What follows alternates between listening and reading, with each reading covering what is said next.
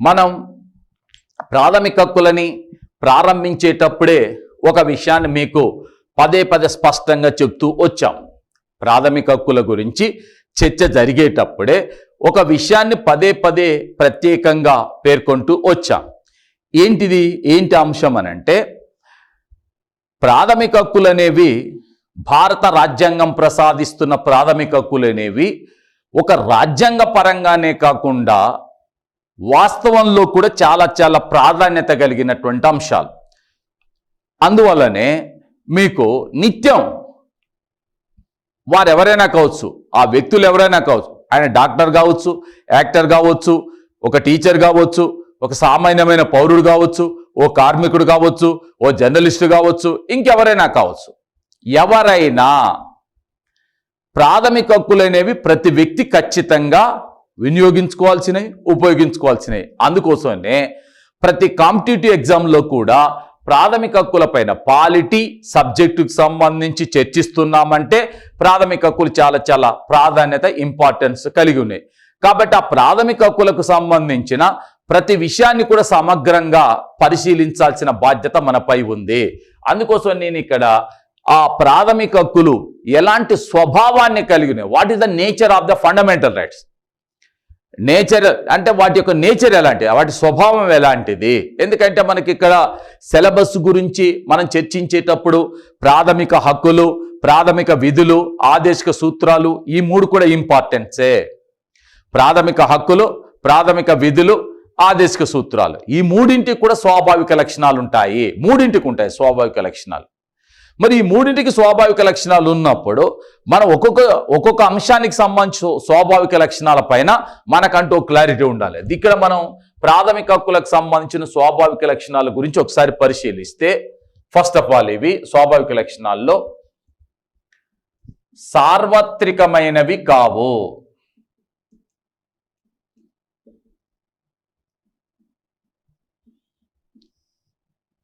ఇవి సార్వత్రికమైనవి కావు. సార్వత్రికం కావు అంటే అందరికీ ఒకే రకంగా వర్తించవు. ఈ ప్రాథమిక హక్కులు అనేవి అందరికీ ఒకే రకంగా వర్తించవు. ఉదాహరణకి భారత రాజ్యాంగం ప్రసాదించే ప్రాథమిక హక్కుల్లోని 15వ అధికరణ, 16, 19, 29, 30 ఈ అధికరణలు ఏవైతున్నాయో ఇవి విదేశస్తులకు, విదేశీయులకు ఇవి వర్తించవు. ఇవి విదేశీయులకు వర్తించవండి, ఓన్లీ భారతీయులకు మాత్రమే వర్తిస్తాయి. అంటే కొంతమందికి వర్తించటం లేదు, కొంతమందికి వర్తిస్తాయి. భారతదేశంలో ఉన్న విదేశీయులు భారతదేశానికి వస్తే ఇక్కడ ఆలోచించాల్సింది ఏంటంటే ఇవి వర్తించవు. ఇవి వర్తించవంటే నీకు 14వ అధికరణ వర్తిస్తుంది, 14వ అధికరణ వర్తిస్తుంది, 17వ అధికరణ వర్తిస్తుంది, 18 వర్తిస్తుంది, 20 అధికరణ వర్తిస్తుంది, 21 వర్తిస్తుంది, 22 వర్తిస్తుంది, 23, 24, 20 అన్ని వర్తిస్తాయి. అవి మాత్రం వర్తించవు. అంటే ఏంటిది, కొన్ని వర్తిస్తాయి, కొన్ని వర్తించవు. అంటే సార్వత్రికం, సమానంగా వర్తించడం లేదు ఒకటి. ఇంకో విషయం ఏంటంటే 33 అధికరణ, 34 గురించి చెప్పేటప్పుడు చెప్పాను. ఏమిటి ఇవి, ఈ అధికరణలు చెప్పేది ఏంటంటే సైన్యంలో పనిచేసే వారికి, అలాగే పోలీసులకు మరియు సాయుధ బలగాలకు ఈ ప్రాథమిక హక్కులన్నీ వర్తించవు. మనకు వర్తించినట్టుగా వాళ్ళకు వర్తించవు. అంటే ఈ సైన్యానికి, పోలీసులకు లేదా శాంతి భద్రతలను కాపాడటానికి సంబంధించి సాయుధ బలగాల్లో ఉన్నటువంటి వాళ్లకు కొన్ని హక్కులు వర్తిస్తున్నాయి, కొన్ని వర్తించటం లేదు. అంటే సమానంగా అన్ని హక్కులు ఎలాంటి తేడా లేకుండా వర్తిస్తున్నాయంటే లేదు. ప్రాథమిక హక్కుల్లో ఇవి విదేశీయులకు వర్తించవు, ఈ అధికరణలు విదేశీయులకు వర్తించవు, మిగతావి వర్తిస్తాయి. సైన్యంలో పనిచేసే వారికి, పోలీసులకు ఇవి చెప్పేదేంది, ప్రాథమిక హక్కుల్లో కొన్ని వర్తించవు, కొన్ని వర్తిస్తాయి. అంటే ఏంటిది, సార్వత్రిక ప్రాతిపదిక పైన, సమానత్వ ప్రాతిపదిక పైన అందరికీ ఒకే రకంగా వర్తించవు. ఇది ఒకటి.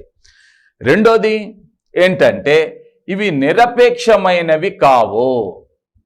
నిరపేక్షమైనవి కావు. నిరపేక్షమైనవి కావు అంటే అపరిమితమైనవి కావు. అపరిమితమైనవి కావు. అపరిమితమైనవి కావంటే వీటిపైన పరిమితులు విధించవచ్చును. ప్రాథమిక హక్కులపైన నిరపేక్షమైనవి కావంటే అపరిమితం కాదు. అంటే ఏంటిది? ఈ ప్రాథమిక హక్కులపైన పరిమితులు విధించవచ్చును.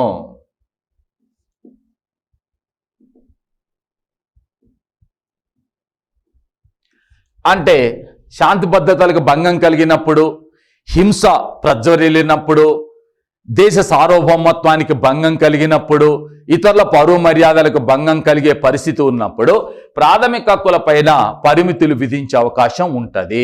కాబట్టి ఇవి నిరపేక్షం కావంటే అపరిమితమైనవి, అపరిమితం కాదంటే కొన్ని పరిమితులు విధించవచ్చును. ఇది రెండవ లక్షణం. ఇక మూడో అంశం ఏంటంటే న్యాయ సంరక్షణ కలిగి ఉన్నవి.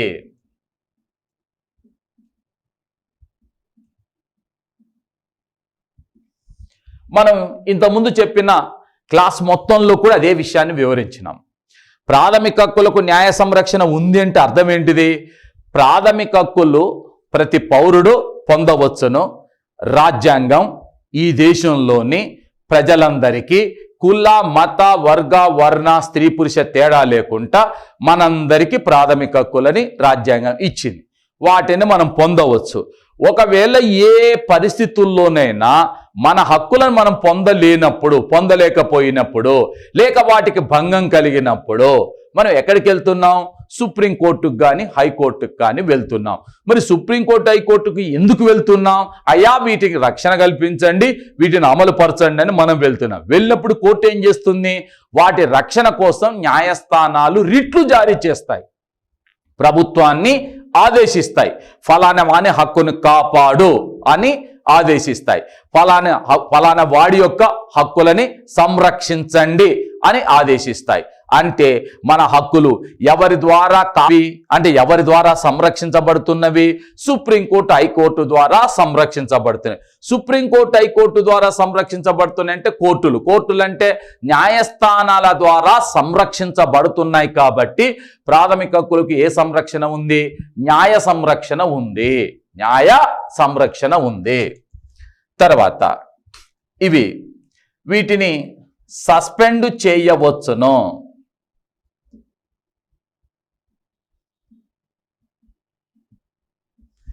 అంటే ప్రాథమిక హక్కులను ఎవరు సస్పెండ్ చేస్తారు అంటే రాష్ట్రపతి సస్పెండ్ చేస్తాడు. రాష్ట్రపతికి అధికారం ఉంది. భారత రాజ్యాంగంలో 359 ప్రకారం దేశంలో జాతీయ అత్యవసర పరిస్థితి విధించినప్పుడు భారత రాష్ట్రపతి 359 ప్రకారం ప్రాథమిక హక్కులని సస్పెండ్ చేయవచ్చును. వాటిని సస్పెండ్ చేసేటటువంటి అవకాశం ఉంటుంది. నెక్స్ట్, ప్రాథమిక హక్కులు అనేవి ప్రభుత్వాలపై పరిమితులు విధిస్తాయి. ప్రాథమిక హక్కులు అనేవి ప్రభుత్వాలపై పరిమితులు విధిస్తాయంటే మనం చాలాసార్లు చెప్పుకున్నాం కూడా. హక్కుల్లో 20 అధికరణం ఉంది. నేరం రుజువు కానిదే ఏ వ్యక్తిని శిక్షింపరాదు. ఎవరికి శిక్షించేది? ఎవరు? ప్రభుత్వం శిక్షిస్తుంది అనుకో. శిక్షించేటటువంటి అధికారం ప్రభుత్వానికి లేదు, నేరం రుజువు కాకపోతే. అంటే ఏంటిది? నువ్వు శిక్షించు. ఎప్పుడు శిక్షిస్తావు? నేరం రుజువు అయితే. ఒక నేరానికి ఒక శిక్ష మాత్రం విధించాలి, 2 శిక్షలు విధించరాదు. అంటే ప్రభుత్వం పైన పరిమితులు విధిస్తున్నా. కుల, మత, వర్గ, వర్ణ, స్త్రీ పురుష తేడాల ఆధారంగా చట్టం ఏ వ్యక్తి పట్ల కూడా సమానత్వాన్ని నిరాకరింపరాదు. ఏ వ్యక్తికి పట్ల కూడా వివక్షత చూపరాదు. ఏ వ్యక్తికి సమాన అవకాశాలు నిరాకరింపరాదు. చట్టం చేత నిర్ధారించబడిన పద్ధతిలో తప్ప మరి ఏ విధంగా వ్యక్తి యొక్క స్వేచ్ఛకు భంగం కలిగించరాదు. అంటే ఇవి దేన్ని తెలియజేస్తున్నవి అంటే ప్రభుత్వాలపై పరిమితులు విధిస్తున్నవి. అందుకోసమే ఇవి ప్రధానంగా నకారాత్మక స్వభావాన్ని కలిగి ఉంటవి. ప్రధానంగా నకారాత్మక స్వభావాన్ని కలిగి ఉంటాయి. నకారాత్మకం అంటే ప్రభుత్వాలు చేయవలసిన పనులని సకారాత్మకం అంటాము, ప్రభుత్వాలు చేయకూడని పనులని నకారాత్మకం అంటాము. ఇప్పుడు 6 నుంచి 14 సంవత్సరాల లోపున బాలబాలికలందరికీ నిర్బంధోచిత ప్రాథమిక విద్యను అందించాలంటే చెయ్యాలంటే సకారాత్మకం. మరి అదే రాజ్యాంగంలో అదే 21వ అధికరణలో చట్టం చేత నిర్ధారించబడిన పద్ధతిలో తప్ప మరి ఏ విధంగా వ్యక్తి యొక్క స్వేచ్ఛకు ప్రాణానికి హాని తలపెట్టరాదు, చెయ్యొద్దు అంటే ప్రధానంగా ఏముంటున్నాయి, నకారాత్మకమైన స్వభావాన్ని కలిగి ఉంటాయి. అలాగే ప్రాథమిక హక్కులు ప్రధానంగా వ్యక్తి ప్రాతిపదికపై రూపొందించబడ్డవి.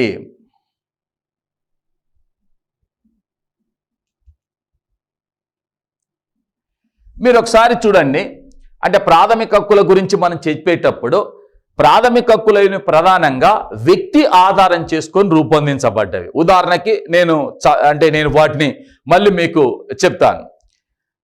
భారతదేశంలోని ఏ వ్యక్తి అయినా తనకు నచ్చిన మతాన్ని స్వీకరించవచ్చు, ఆచరించవచ్చును, అభివృద్ధి పరచుకోవచ్చును. ఏ వ్యక్తి అయినా కుల, మత, వర్గ, వర్ణ, స్త్రీ పురుష తేడాల ఆధారంగా చట్టం ఏ వ్యక్తికి సమానత్వాన్ని నిరాకరించరాదు. కుల, మత, వర్గ, వర్ణ, స్త్రీ పురుష జన్మస్థల తేడాల ఆధారంగా చట్టం ఏ వ్యక్తి పట్ల వివక్షత చూపరాదు. 16వ అధికరణ కుల, మత, వర్గ, వర్ణ, స్త్రీ పురుష జన్మస్థల తేడాల ఆధారంగా చట్టం ఏ వ్యక్తికి సమాన అవకాశాలు నిరాకరింపరాదు. ఏ వ్యక్తికి నేరం రుజువు కానిదే ఏ వ్యక్తిని శిక్షింపరాదు. ఒక నేరానికి ఒక వ్యక్తికి ఒక శిక్ష మాత్రం విధించాలి. వ్యక్తి అంటే ఏంటిది, ఇవి వ్యక్తి ప్రాతిపదికపై రూపొందించబడిన అంశాలు. నెక్స్ట్ ఇవి వ్యక్తి స్వేచ్ఛ మరియు రాజకీయ ప్రజా స్వామ్యం కోసం ఉద్దేశించబడ్డవి. వ్యక్తి స్వేచ్ఛ మరియు రాజకీయ ప్రజాస్వామ్యాన్ని పెంపొందించడానికి ఉద్దేశించబడ్డవి. ఉదాహరణకి ప్రతి వ్యక్తి తన భావాలను వ్యక్తీకరించవచ్చును, సభలు సమావేశాలు ఏర్పాటు చేసుకోవచ్చును, సంఘాలు సంస్థలు స్థాపించవచ్చును. ఇవన్నీ దేనికి సంబంధించినవి, రాజకీయ ప్రజాస్వామ్యాన్ని పెంపొందించారు. ఒక రాజకీయ పార్టీకి సంబంధించిన నాయకుడు తన సిద్ధాంతాన్ని, తన భావాలని, తన ఆశయాలని, తన ఆలోచనల్ని అందరికీ చెప్పడానికి అవకాశం కల్పించడం. రాజకీయ నాయకుడు తన అభిప్రాయాలు చెప్తున్నాడంటే అతనికి భావ ప్రకటన స్వేచ్ఛను కల్పిస్తున్నాం, అంటే రాజకీయ ప్రజాస్వామ్యాన్ని పెంపొందించడానికి ఉద్దేశించబడ్డవి. అలాగే ఇవి కొన్ని వర్గాల ప్రత్యేక ప్రయోజనాలు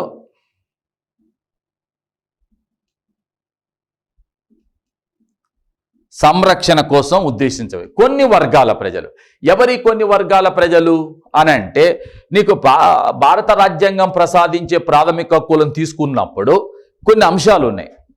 స్త్రీలకు, పసిపిల్లలకు కల్పించే ప్రత్యేకమైన వసతులని వివక్షతగా భావించరాదు. స్త్రీలు, పసిపిల్లలు 15(3)లో. 15(4) ఏం చెప్తుంది, ఎస్సీ ఎస్టీలకు విద్యా సంస్థల్లో కల్పించే ప్రత్యేక వసతులను, ప్రత్యేక రిజర్వేషన్లను వివక్షతగా భావించరాదు. 15(3)లో స్త్రీలు వచ్చినారు, పసిపిల్లలు వచ్చారు. 15(4)లో ఎస్సీ ఎస్టీలు వచ్చారు. మరి 15(5)లో ఓబీసీలు, ఇతర వెనుకబడిన తరగతులకు విద్యా సంస్థల్లో కల్పించే ప్రత్యేక రిజర్వేషన్లను వివక్షతగా భావించరాదు. మరి 16(6)లో ఈబీసీలు, ఎకనామికల్లీ బ్యాక్వర్డ్ కమ్యూనిటీస్, అంటే ఆర్థికంగా వెనుకబడిన వర్గాలకు కల్పించే ప్రత్యేక వసతులని నువ్వు సమాన అవకాశాలకు విరుద్ధంగా భావించరాదు. అంటే కొన్ని ప్రత్యేక వర్గాల కోసం కొన్ని ప్రత్యేకమైనటువంటి హక్కులు ఈ ప్రాథమిక హక్కుల్లో ఉన్నవి. అలాగే ఇందులో కొన్ని సాంప్రదాయకమైన హక్కులు ఉన్నాయి, మరికొన్ని ఆధునికమైనవి.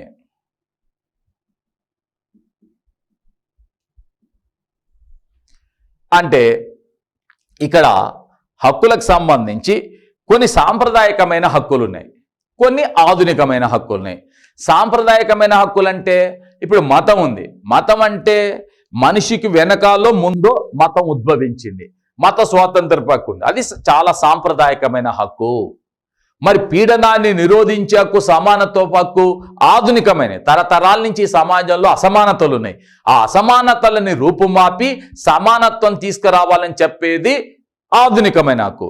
అదే స్వేచ్ఛ హక్కు ఉంది, అది పురాతన కాలం నుంచి కూడా ఉన్నటువంటి. అందుకోసమే కొన్ని సాంప్రదాయకమైనవి, మరి కొన్ని ఆధునికమైన హక్కులు ఉన్నాయి. తర్వాత ఈ ప్రాథమిక హక్కులని ఇక్కడ ఇంకొక అంశం ఏంటంటే పార్లమెంటు ప్రత్యేక పద్ధతిలో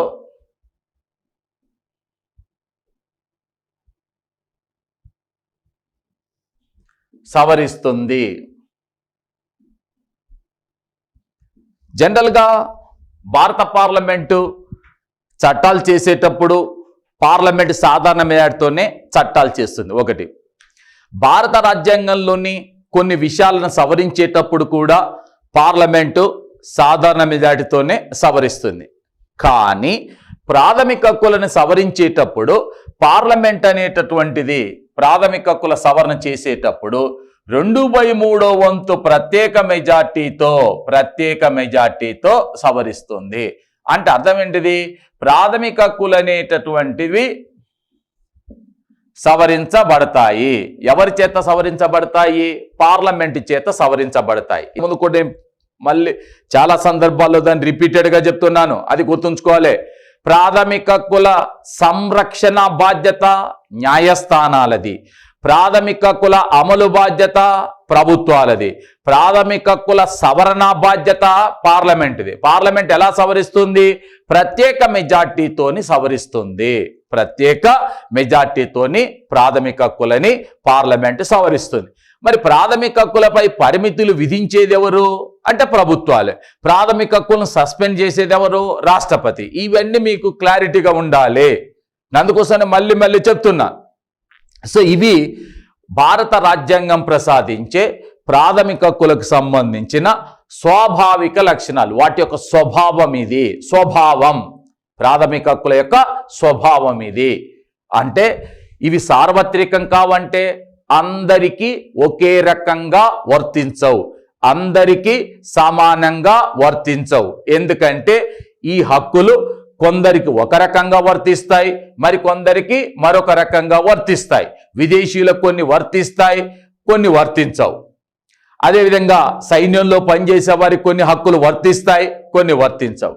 అలాగే నిరపేక్షమైన అంటే అపరిమితమైనవి కావు, వీటిపై పరిమితులు విధించవచ్చును. న్యాయ సంరక్షణ కలిగి ఉంటాయి.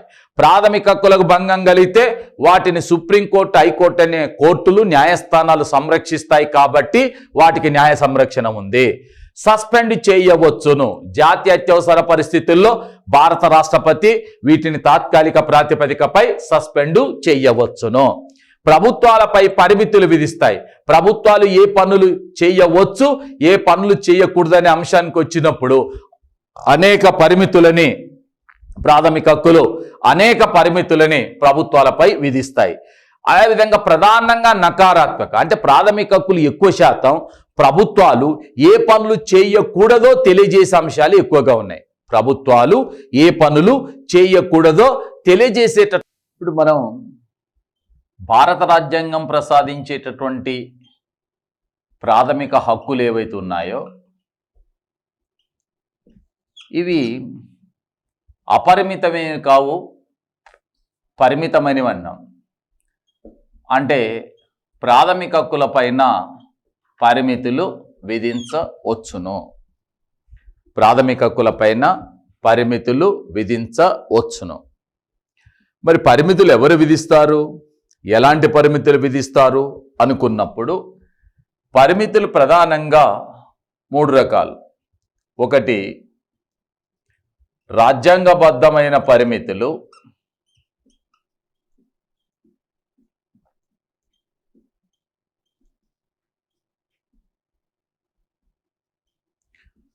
రెండవది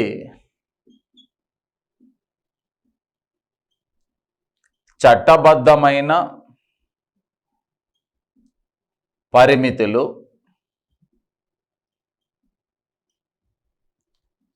అలాగే కార్యనిర్వాహక పరిమితులు. ఇవి 3 రకాలుగా ఉంటాయి. మరి రాజ్యాంగబద్ధమైన పరిమితులు ఏ సందర్భాల్లో విస్తారన్నప్పుడు 19(2)లో ఇవి సాధారణ పరిస్థితుల్లో విధించబడే పరిమితుల గురించి తెలియజేస్తున్నాయి. 359 అత్యవసర పరిస్థితుల్లో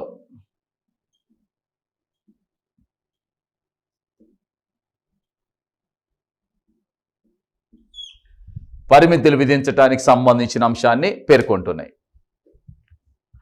భారత రాజ్యాంగంలోని 19వ అధికరణ ఏదైతే ఉందో ఇది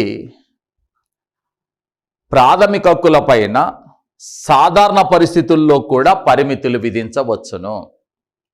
ప్రాథమిక హక్కులపైన సాధారణ పరిస్థితుల్లో కూడా పరిమితులు విధించవచ్చును. దేశ సార్వభౌమత్వానికి భంగం కలిగినప్పుడు, శాంతి భద్రతలకు భంగం కలిగినప్పుడు, హింస ప్రజ్వరిల్లినప్పుడు, జాతీయ సమైక్యతా సమగ్రతలకు భంగం కలిగినప్పుడు, కోర్టు ధిక్కరణకు పాల్పడినప్పుడు వ్యక్తి యొక్క ప్రాథమిక హక్కులపైన పరిమితులు విధించవచ్చు. అది సాధారణ పరిస్థితుల్లో. మరి రెండవది ఏంటిది? అత్యవసర పరిస్థితుల్లో. అత్యవసర పరిస్థితుల్లో అంటే భారతదేశంలో భారత రాష్ట్రపతి 3 రకాల అత్యవసర పరిస్థితులను ప్రకటించే అధికారాన్ని కలిగి ఉన్నాడు. అది రాజ్యాంగం ఇచ్చింది రాష్ట్రపతికి.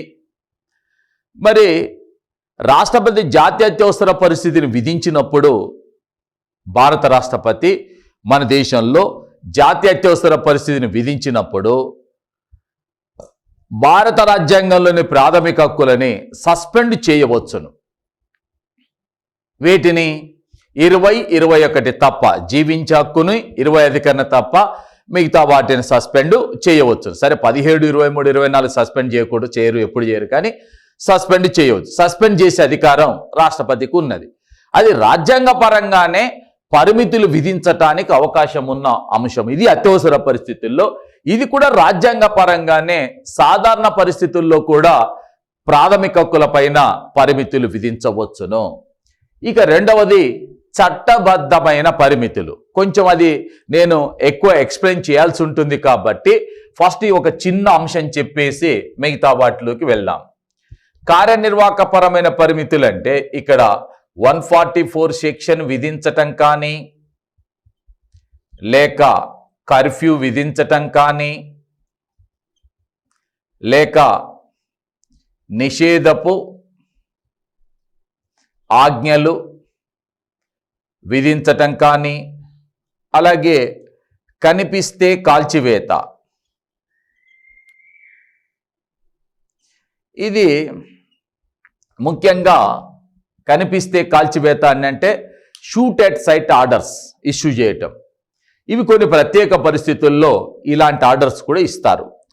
ఇవన్నీ కూడా 144 సెక్షన్ విధించిన, 4 కంటే ఎక్కువ గుమికూడు కలిసి తిరగకూడదని చెప్పినా, లేక కర్ఫ్యూ విధించినా, లేక నిషేధపట్ట ఆజ్ఞలు విధించినా, లేక కనిపిస్తే కాల్చివేత, ఇవన్నీ కూడా కార్యనిర్వాహక అంటే ప్రభుత్వం అనేటటువంటిది శాంతి భద్రతలని కాపాడే క్రమం లోపట ముఖ్యంగా ప్రభుత్వానికి సంబంధించిన పోలీసులు వీటిని అమలు చేస్తారు. పోలీసులు అంటే ఏ శాఖ కిందికి వస్తారు? కార్యనిర్వాహక శాఖ కిందికి వస్తారు. కార్యనిర్వాహక శాఖ విధించేటటువంటి పరిమితులు, ప్రభుత్వం విధించే పరిమితులు కార్యనిర్వాహకపరమైన పరిమితులు. అంటే ఆ టైంలో రాజ్యాంగము, పార్లమెంటు చట్టం చేసి పరిమితులు విధించరు. అప్పుడున్న పరిస్థితులను దృష్టిలో పెట్టుకొని, ఆ స్థానికంగా ఉండే పరిస్థితులను దృష్టిలో పెట్టుకొని అప్పటికప్పుడు పోలీసులు శాంతి భద్రతలను కాపాడటానికి ఈ 4 దేన్నైనా ఒకదాన్ని వినియోగించవచ్చును. ఇలాంటి వాటిని మనం కార్యనిర్వాహక అంటే మరి 144 సెక్షన్ విధించినారంటే ఏమవుతుంది అప్పుడు అంటే సభలు సమావేశాలు జరుపుకునే అవకాశం ఉండదు. ఒకవేళ కర్ఫ్యూ విధిస్తే సంచార స్వాతంత్రానికి అవకాశం ఉండదు. అంటే ఇవి దేన్ని తెలియజేస్తున్నవి అని అంటే ప్రాథమిక హక్కులపైన పరిమితులు విధించటానికి అవకాశం కల్పించేటటువంటి అంశాన్ని ఇక్కడ రాసిన విషయాలన్నీ తెలియజేస్తున్నవి. సో ఇప్పుడు మనం ప్రాథమిక హక్కులపైన రాజ్యాంగబద్ధంగా పరిమితులు విధించే అంశాన్ని చెప్పాం. సాధారణ పరిస్థితుల్లో రాజ్యాంగబద్ధంగా ప్రాథమిక హక్కులపై పరిమితులు విధించవచ్చును, అత్యవసర పరిస్థితుల్లో కూడా ప్రాథమిక హక్కులపై పరిమితులు విధించవచ్చును. ఆ తర్వాత కార్యనిర్వాహకపరమైన పరిమితులు విధించటాన్ని గురించి కూడా చెప్పుకున్నాం.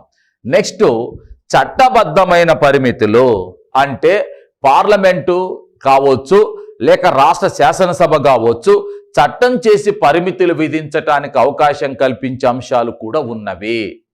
పార్లమెంటు కావచ్చు రాష్ట్ర శాసనసభలు చట్టం చేసి పరిమితులు విధించటానికి అవకాశం కల్పించే అంశాలు కూడా ఉన్నాయి. ఎలా? ఉదాహరణకి మనకు చట్టబద్ధంగా విధించే పరిమితుల్లో ఒకటి పీడీ చట్టం.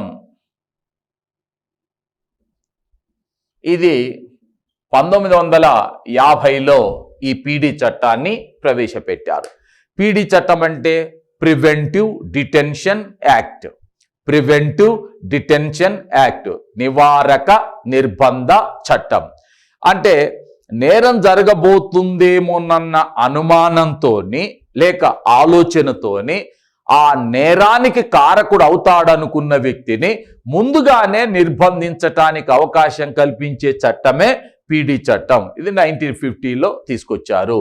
ఇది స్టిల్ ఇప్పటికి కూడా అమలులో ఉన్నది. దాని తర్వాత 1971లో మీసా అనేటటువంటి చట్టాన్ని తీసుకురావటం జరిగింది. దీన్ని 1978లో దీన్ని రద్దు చేయటం జరిగింది. మీసా అంటే maintenance of internal security act. Maintenance of internal security act అంటే ఆంతరంగిక భద్రతా చట్టం. ఇది ఇందిరాగాంధీ ప్రభుత్వ కాలంలో తీసుకొచ్చారు. అయితే దీన్ని 1978లో రద్దు చేయటం జరిగింది. రద్దు ఎందుకు చేసినారంటే దీని స్థానంలో అంటే 1978లో ఎస్మా అనేటటువంటి చట్టాన్ని తీసుకొచ్చారు. ఇది స్టిల్ ఇప్పటికీ అమల్లో ఉన్నది. ఎస్మా అంటే essential services maintenance act. Essential services maintenance act అత్యవసర సర్వీసుల నియమ నిబంధనల చట్టము. అత్యవసర సర్వీసుల నియమ నిబంధనల చట్టము ఎప్పుడు వచ్చింది? ఇది 1978లో. దేని స్థానంలో? మీసా చట్టంలో. అయితే ఈ రెండింటికి మధ్యన అంటే మీసాకు ఎస్మాకు మధ్యన మరొక చట్టం వచ్చింది 1974లో. దాన్నే మనం కోఫే పోజా అంటున్నాం. కోఫే పోజా ఈ చట్టం ఇప్పటికి అమల్లో ఉంది. కోఫే పోజా చెప్పేటటువంటిది ఏంది?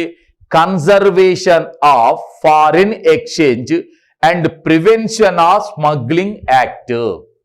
Conservation of foreign exchange. Conservation of foreign exchange అంటే విదేశీ మారక ద్రవ్య నిల్వలని కాపాడటం కోసం. ప్రివెన్షన్ ఆఫ్ స్మగ్లింగ్ యాక్ట్ అంటే ఏంది? స్మగ్లింగ్ జరగకుండా నిరోధించటం కోసం కూడా ఒక చట్టం వచ్చింది. ఒకవేళ దానికి పాల్పడ్డ వ్యక్తులపైన ఎలాంటి చర్యలను తీసుకోవటానికి ప్రభుత్వాలకు అవకాశం ఉంటుంది. దీని తర్వాత 1980లో నాసా అనేటటువంటి చట్టాన్ని ప్రవేశపెట్టారు. ఇప్పటికీ కొన్ని మార్పులతోని ఇది అమల్లో ఉన్నది. NASA national security act. National security act ఈ చట్టానికి సంబంధించి ఒక ఇంట్రెస్టింగ్ అంశం ఏంటంటే 1980లో ఈ చట్టాన్ని ఇందిరాగాంధీ తీసుకొచ్చింది. 1980లో ఇందిరాగాంధీ తీసుకొచ్చింది. అయితే 2009 పార్లమెంట్ ఎన్నికల సందర్భంగా ఈ చట్టాన్ని అనుసరించి 2009లో జరిగిన పార్లమెంట్ ఎన్నికల సందర్భంగా ఈ చట్టాన్ని అనుసరించి మరి వరుణ్ గాంధీ ఎవరైతే ఉన్నారో అతన్ని అరెస్ట్ చేశారు ఈ చట్టాన్ని అనుసరించి. అంటే నానమ్మ తీసుకొచ్చిన చట్టం చేత మనవడి అరెస్ట్ జరిగింది. ఇందిరాగాంధీ చట్టం తీసుకొస్తే ఆ చట్టాన్ని అనుసరించి ఆమె మనవడైనటువంటి సంజయ్ గాంధీ కుమారుడు మేనకా గాంధీ కుమారుడైనటువంటి వరుణ్ గాంధీని మరి 2009లో ఈ చట్టాన్ని అనుసరించి అరెస్ట్ చేశారు. ఎందుకని 2009 పార్లమెంట్ ఎన్నికల సందర్భంగా ఈ వరుణ్ గాంధీ ఆయన హిందువుల వైపు వేలెత్తి చూపిన వాడిని వేలు తీసేస్తాను, కాలెత్తి చూపిన వాడిని కాలు తీసేస్తాను, మెడెత్తి చూస్తే మెడ, ఇలా రకరకాలుగా రెచ్చగొట్టేటటువంటి ఉపన్యాసాలు చేసినాడన్న కారణం చేత నేషనల్ సెక్యూరిటీ యాక్ట్, జాతీయ భద్రతా చట్టాన్ని అనుసరించి అరెస్ట్ చేయటం జరిగింది. కాబట్టి ఈ చట్టం ఇప్పటికీ అమల్లో ఉన్నది. అలాగే 1985లో టాడా అనేటటువంటి చట్టాన్ని ప్రవేశపెట్టారు. టాడా అంటే terrorist anti disruptive act. Terrorist anti disruptive act అంటే ఉగ్రవాద చర్యల నిరోధ చట్టము. ఉగ్రవాద చర్యల నిరోధ చట్టం. యాక్చువల్గా ఈ చట్టాన్ని రాజీవ్ గాంధీ ప్రభుత్వం 1985లో తీసుకొచ్చాడు. అయితే ఈ చట్టాన్ని చాలా సందర్భాలలో దుర్వినియోగం చేసినారు. అనేక సందర్భాల్లో ఈ చట్టాన్ని అంటే ప్రభుత్వాలు దుర్వినియోగం చేసినటువంటి సందర్భంలో 1995లో మరి భారత సుప్రీంకోర్టు అనేటటువంటిది ఒక ఇంపార్టెంట్ అయినటువంటి కేసులో, ఆ కేసు పేరే Kartar Singh versus state of Punjab మధ్య జరిగిన వ్యాజ్యంలో ఈ సుప్రీంకోర్టు ఏమన్నది, సుప్రీంకోర్టు ఇచ్చిన తీర్పు ఏంటంటే మీరు తక్షణం ఈ చట్టాన్ని, ఈ టాడా చట్టాన్ని నిలిపివేయాలంటే పివి నరసింహారావు ప్రభుత్వ కాలంలో ఈ చట్టాన్ని నిలిపివేయటం జరిగింది. అంటే రాజీవ్ గాంధీ ప్రభుత్వ కాలంలో తీసుకొచ్చిన చట్టాన్ని పివి నరసింహారావు ప్రభుత్వ కాలంలో దీన్ని అమలును ఆపేశారు. ఎందుకు ఆపేశారంటే Kartar Singh versus state of Punjab మధ్య జరిగిన కేసులో భారత సుప్రీంకోర్టు ఈ చట్టాన్ని నిలిపేయాలని చెప్పింది. ఎందుకు నిలిపివేయాలని చెప్పింది అంటే ఈ చట్టాన్ని అనేక సందర్భాల్లో దుర్వినియోగం చేశారు కాబట్టి. చాలా సందర్భాల్లో ఈ ప్రశ్న అడిగిన సందర్భాలు కూడా ఉన్నాయి. ఎలా అంటే భారతదేశంలో టాడా కేసు కింద అరెస్ట్ అయిన మొట్టమొదటి వ్యక్తి ఎవరు అంటే తమిళనాడు రాష్ట్రానికి చెందిన వై గోపాలస్వామి అనేటటువంటి వ్యక్తిని అంటే ఈ యొక్క టాడా చట్టం కింద ఫస్ట్ టైం అరెస్ట్ చేయటం జరిగింది. అలాంటే తెచ్చింది దేనికోసం, ఉగ్రవాద చర్యలను నిరోధించటానికి. కానీ ఇక్కడ ఏం చేసినారు, రాజకీయ ప్రయోజనాల కోసం రాజకీయంగా ప్రత్యర్థుల పైన, తమకు వ్యతిరేకంగా ఉన్న వారిపైన ఈ కేసు పెట్టి వేధించటం జరిగింది. కాబట్టి ఈ చట్టాన్ని నిలిపేయాలని చెప్పి సుప్రీంకోర్టు ఆదేశించింది. దాని ప్రకారం ఈ చట్టాన్ని నిలిపివేయటం జరిగింది. ఆ తర్వాత ముఖ్యంగా 2002లో పోటా అనే చట్టాన్ని తీసుకొచ్చారు. పోటా, వాజ్పేయి ప్రభుత్వం 2002లో ఎన్డీఏ ప్రభుత్వం పోటా అనే చట్టాన్ని ప్రవేశపెట్టింది. అయితే పోటా చట్టం యొక్క ప్రత్యేకత ఏమిటంటే ఇది వాజ్పేయి ప్రభుత్వం తీసుకొచ్చింది. కానీ ఈ చట్టాన్ని ప్రవేశపెట్టేటప్పుడు, దీన్ని ఆమోదించేటప్పుడు ఒక విచిత్రమైన సంఘటన జరిగింది. ఏంటి అంటే లోక్సభ ఏమో ఈ చట్టాన్ని ఆమోదించింది, కానీ రాజ్యసభ ఈ చట్టాన్ని తిరస్కరించింది. మరొక సభ ఆమోదించి మరొక సభ తిరస్కరిస్తే ఏం చెయ్యాలి అని అంటే, ఒక సభ ఆమోదించి మరొక సభ తిరస్కరించినప్పుడు చేసేటటువంటి పని ఏమీ లేదు. వెంటనే భారత రాష్ట్రపతి 108ని పిలుస్తాడు. అంటే ఏం చేస్తాడు, ఉభయ సభల సంయుక్త సమావేశాన్ని ఏర్పాటు చేస్తాడు. మరి ఉభయ సభల సంయుక్త సమావేశాన్ని ఏర్పాటు చేసి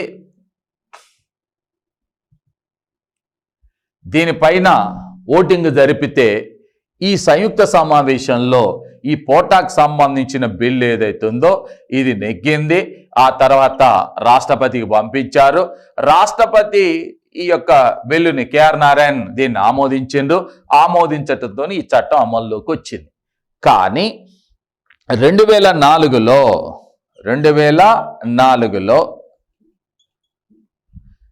మరి ఎన్డీఏ ప్రభుత్వం స్థానంలో యూపీఏ ప్రభుత్వం అధికారంలోకి వచ్చింది. యూపీఏ ప్రభుత్వం అంటే ఇది తీసుకొచ్చిందేమో ఎన్డీఏ ప్రభుత్వం. ఏది 2002లో పోటా చట్టాన్ని. 2004లో ఎవరు అధికారంలోకి వచ్చినారు? యూపీఏ. ఎన్డీఏ అంటేనేమో బీజేపీ నాయకత్వంలో ఉన్నటువంటి నేషనల్ డెమోక్రటిక్ అలయన్స్. యూపీఏ అంటేనేమో కాంగ్రెస్ నాయకత్వంలో ఉన్నటువంటి యునైటెడ్ ప్రోగ్రెసివ్ అలయన్స్. వీళ్ళు అధికారంలోకి వచ్చి రావటంతో ఏం చేసినారు అంటే ఈ చట్టాన్ని 2004లో దీన్ని రద్దు చేసి దీని స్థానంలో యుఏపిఏ చట్టాన్ని తీసుకురావటం జరిగింది. యుఏపిఏ చట్టం. యుఏపిఏ చట్టం అంటే unlawful activities prevention act. Unlawful activities prevention act. Unlawful activities prevention act దీన్ని తీసుకొచ్చాం. వాస్తవంగా ఈ చట్టం ఇప్పుడు రాలే. ఈ చట్టం ఎప్పుడో వచ్చింది. ఎప్పుడొచ్చింది? 1967లో ఇందిరాగాంధీ కాలంలోనే వచ్చింది. అనేక మార్పులను చేసి మళ్ళీ 2004లో దీన్ని ప్రవేశపెట్టడం జరిగింది. అంటే ఇక్కడ నేను మీకు చెప్పిన చట్టాలన్నీ కూడా ఈ చట్టాలన్నీ కూడా తెలియజేసే అంశం ఏంటిది అంటే వ్యక్తి స్వేచ్ఛా స్వాతంత్రాల పైన, వ్యక్తి యొక్క ప్రాథమిక హక్కుల పైన చట్టబద్ధంగా ప్రభుత్వాలు అనేక పరిమితులు విధించవచ్చును. ఉదాహరణకి ఇప్పుడు మీకు టాడా చట్టం ఉందనుకోండి. ఒక వ్యక్తిని ఎలాంటి విచారణ లేకుండానే 6 నెలల వరకు నిర్బంధించవచ్చును. నాసా ప్రకారమే. టాడా చట్ట ప్రకారం సంవత్సర కాలం పాటు నిర్బంధించవచ్చును. నీ హక్కులు గిక్కులు ఏమి ఉండవు అక్కడ. ఈ చట్టం కింద అరెస్ట్ అయినప్పుడు సదరు వ్యక్తి యొక్క హక్కులు అనేటటువంటి వాటిపైన పరిమితులు విధించటమే జరుగుతుంది. పరిమితులు విధిస్తారు. కాబట్టి ప్రాథమిక హక్కుల పైన పరిమితులు విధించటానికి, చట్టబద్ధంగా పరిమితులు విధించటానికి అవకాశం ఉంటుంది ఇక్కడ. అందుకనే మనము భారత రాజ్యాంగంలోనే 21వ అధికరణలో చాలా స్పష్టంగా పేర్కొన్నాం. ఏంటిది? చట్టబద్ధంగా తప్ప మరి ఏ విధంగాను అంటే ప్రొసీజర్ ఎస్టాబ్లిష్డ్ బై లా అంటున్నాం. చట్టం చేత నిర్ధారించబడిన పద్ధతిలో తప్ప మరి ఏ విధంగా వ్యక్తి స్వేచ్ఛకు ప్రాణానికి హాని తలపెట్టరాదు. అంటే చట్టం చేత నిర్ధారించబడిన పద్ధతిలో తలపెట్టవచ్చు అంటే తలపెట్టవచ్చు. కాబట్టి ఈ చట్టాలను చేసినప్పుడు ఈ చట్టాల ద్వారా వ్యక్తి యొక్క స్వేచ్ఛా స్వాతంత్రాల పైన అనేక పరిమితులు విధించటం జరిగింది. ఇక్కడ ఇంకొక ఇంపార్టెంట్ అయినటువంటి అంశం ఏంటంటే ఇవి యాక్చువల్గా మన దేశంలో కేంద్ర ప్రభుత్వం తీసుకొచ్చినటువంటి చట్టాలు. అది పీడీ చట్టం కావచ్చు, మీసా, కోఫెఫోజా, ఎస్మా, నాసా, టాడా, పోటా, ఉపా, ఈ చట్టాలన్నీ కూడా కేంద్ర ప్రభుత్వం తీసుకొచ్చినటువంటి చట్టాలు. అయితే మరి రాష్ట్ర ప్రభుత్వాలు కూడా కోకా చట్టాలను తీసుకురావటం జరిగింది. కోకా చట్టాలు. కోకా చట్టాలంటే control of organised criminal activities. Control of organised criminal activities. వ్యవస్థీకృత నేరాల నిరోధ చట్టము. వ్యవస్థీకృత నేరాల నిరోధ చట్టము. వ్యవస్థీకృత నేరాల నిరోధ చట్టము అంటే ఏంటిది? వ్యవస్థీకృతమైన నేరాలని నిరోధించటానికి తీసుకొచ్చిన చట్టం.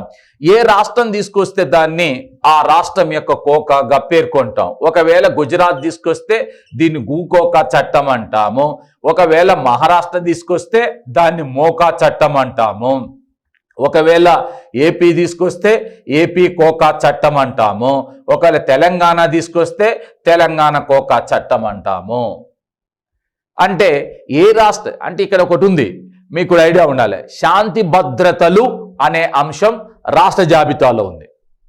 శాంతి భద్రతల్ని కాపాడాల్సిన బాధ్యత రాష్ట్ర ప్రభుత్వానిదే. ఒకవేళ రాష్ట్ర ప్రభుత్వం శాంతి భద్రతలను కాపాడే క్రమంలో చేత కాకపోతే, కంట్రోల్ చేయకపోతే అప్పుడు కేంద్రం తన సాయుధ బలగాలని పంపిస్తుంది. కేంద్రం తన సాయుధ బలగాలను పంపించినప్పుడు వారి సహకారంతో రాష్ట్ర ప్రభుత్వం అనేటటువంటిది శాంతి భద్రతల్ని కాపాడుతుంది. అంటే ఇక్కడ అంశం ఏంటంటే ఆ శాంతి భద్రతలను కాపాడాల్సిన బాధ్యత రాష్ట్ర ప్రభుత్వంపై ఉంది. కాబట్టి రాష్ట్ర ప్రభుత్వాలు శాంతి భద్రతలను కాపాడటానికి, ఉగ్రవాద చర్యలను, నేరాలను నిరోధించటానికి తీసుకొచ్చిన చట్టాన్నే కోకా చట్టం, control of organised criminal activities చట్టంగా పేర్కొంటాం. అయితే ఇక్కడ ఒక చిన్న అంశం ఏంటంటే 2008లో ఈ గూకోకా చట్టం ఏదైతే ఉందో ఇది చాలా వివాదాస్పదమైనది. ఎందుకు వివాదాస్పదమైంది అని అంటే, ఈ గూకోకా చట్టాన్ని 2008లో నరేంద్ర మోడీ గుజరాత్ ముఖ్యమంత్రిగా ఉన్నప్పుడు ఈ చట్టాన్ని తీసుకొచ్చాడు. నరేంద్ర మోడీ 2008లో గుజరాత్ ముఖ్యమంత్రిగా ఉన్నప్పుడు ఈ గూకోకా చట్టాన్ని తీసుకొస్తే ఈ చట్టాన్ని యాక్చువల్గా ఈ చట్టం అమల్లోకి రావాలంటే ఏం చేయాలి దీనిపైన అంటే గవర్నర్ అనేటటువంటి వ్యక్తి సంతకం చేయాలి. గవర్నర్ అనేటటువంటి వ్యక్తి దీనిపైన తన సంతకం చేయాలి. కానీ గవర్నర్గా ఉన్నటువంటి కమలా బేనివాల్ ఏం చేసిందంటే ఆమె సంతకం చెయ్యకుండా రాష్ట్రపతి ప్రతిభా పాటిల్కి పంపించింది. రాష్ట్రపతి ప్రతిభా పాటిల్కి పంపిస్తే ఈ చట్టాన్ని ఈమె తిరస్కరించి మళ్ళీ వెనుకకు పంపింది. కాబట్టి ఆ చట్టం అమల్లోకి రాదు. అయితే మరి Bharat Shah versus state of Maharashtra మధ్య జరిగినటువంటి వ్యాజ్యంలో భారత సుప్రీంకోర్టు ఇచ్చిన తీర్పు ఏంటంటే ఈ మోకా చట్టం Maharashtra control of organised criminal activities ఈ చట్టం కరెక్ట్ అని చెప్పింది. అందువల్లనే గూకోకా చట్టం అనేది కొంత వివాదాస్పదం కావటం జరిగింది. సో ఇవి యాక్చువల్గా చట్టబద్ధంగా అటు కేంద్ర ప్రభుత్వం కానీ ఇటు రాష్ట్ర ప్రభుత్వం, కేంద్రం అంటేనేమో పార్లమెంటు చట్టం చేసి పరిమితులు విధించటం, రాష్ట్ర ప్రభుత్వం పరిమితులు విధించటం అంటే రాష్ట్ర శాసనసభ చట్టం చేసి పరిమితులు విధించటం. అంటే భారత రాజ్యాంగం ప్రసాదించే ప్రాథమిక హక్కులపైన కేంద్ర రాష్ట్ర ప్రభుత్వాలు చట్టాలు చేసి కొన్ని పరిమితులు విధించవచ్చును. అందుకనే టేక్ చంద్ బక్షి అనేటటువంటి ఒక వ్యక్తి ఏమంటాడంటే ఇలాంటి చట్టాలు ఉన్నంత కాలం భారత ప్రజాస్వామ్యం అనే ముఖం పైన మాయని మచ్చగానే మిగిలిపోతాయని చెప్పి తీవ్రమైన కామెంట్ చేయటానికి కారణం కూడా ఈ చట్టాల గురించి పేర్కొనటమే. కాబట్టి భారత రాజ్యాంగం ప్రసాదించే ప్రాథమిక హక్కుల పైన పరిమితులు విధించవచ్చును. ఆ పరిమితులు 3 రకాలు. 1 రాజ్యాంగబద్ధమైన పరిమితులు, 2 చట్టబద్ధమైన పరిమితులు, 3 కార్యనిర్వాహకపరమైన పరిమితులు. రాజ్యాంగబద్ధ పరిమితులు సింపుల్గా చెప్పాను, కానీ చట్టబద్ధమైన పరిమితులు ఏవైతున్నాయో ఇవి ఏ చట్టాలు ఏ సంవత్సరం వచ్చాయి అనేది దృష్టిలో పెట్టుకోవాలి. అట్ ది సేమ్ టైం మరి కార్యనిర్వాహకపరమైన పరిమితులు అన్నప్పుడు ముఖ్యంగా ఈ కార్యనిర్వాహకపరమైన పరిమితుల్లో వచ్చేటటువంటి అంశాలు ఏంటంటే క్లియర్గా దృష్టిలో పెట్టుకోండి. 144 సెక్షన్ కానీ, కర్ఫ్యూ విధించటం కానీ, లేకపోతే అంటే ఖర్చువేత కానీ, నిషేధాజ్ఞలు విధించటం ఏదైతుందో వీటి ద్వారా కూడా వ్యక్తి యొక్క హక్కులపైన స్వేచ్ఛా స్వాతంత్రాలపైన పరిమితులు విధించవచ్చును. ఇది పరిమితులకు సంబంధించి. ఇక్కడ మీరు ఒక విషయాన్ని గమనించాలి. మనం ప్రాథమిక హక్కుల గురించి చెప్పేటప్పుడు ప్రతి అంశాన్ని కూడా ఒక క్రమ పద్ధతిలో మనం చెప్తూ వస్తున్నాం. క్రమ పద్ధతిలో అంటే ఫస్ట్ స్టార్టింగ్లో ప్రాథమిక హక్కుల చరిత్ర గురించి చెప్పుకున్నాం. ఫస్ట్ క్లాసులో ప్రాథమిక హక్కుల చరిత్ర, ఆ తర్వాత ప్రాథమిక హక్కుల గురించి చర్చిస్తూ వచ్చినాం.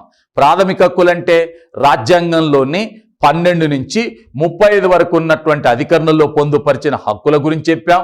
రాజ్యాంగ సవరణల ద్వారా వచ్చినటువంటి మార్పుల గురించి చెప్పినాం. అమలు పరిచేటప్పుడు వచ్చిన సమస్యల గురించి కూడా వివరించుకుంటూ వచ్చాం. ఆ తర్వాత ప్రాథమిక హక్కుల యొక్క స్వాభావిక లక్షణాల గురించి తెలియజేసుకున్నాము. స్వాభావిక లక్షణాలు.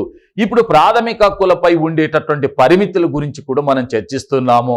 ఇందులో ఒకే ఒక చిన్న ఇంపార్టెంట్ అయిన టాపిక్ మిగిలి ఉంది ఏంటంటే ఈ ప్రాథమిక హక్కుల పైన మరి వీటిని సంరక్షించాల్సిన బాధ్యత న్యాయస్థానాలది. కాబట్టి ఆ ప్రాథమిక హక్కులను కాపాడే సందర్భంలో కానీ వాటిని రక్షించే సందర్భంలో కానీ భారత సుప్రీంకోర్టు అనేది చాలా చాలా కీలకమైన ఇంపార్టెంట్ అయిన కొన్ని తీర్పులు ఇచ్చింది.